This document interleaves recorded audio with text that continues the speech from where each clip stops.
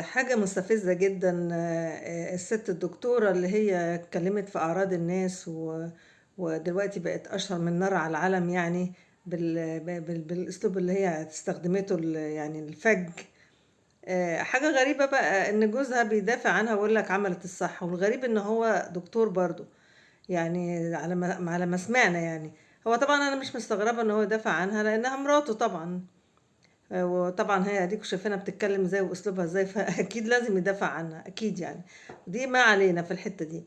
لكن اللي يعني المثير بقى للاشمئزاز أو للتعجُّب، إن هي بتقول إن أنا ما جِبتش سيرة أسماء ولا عناوين ولا كلام زي كده، وبيطبّل وراها بقى التنظيم الإخواني المعروف.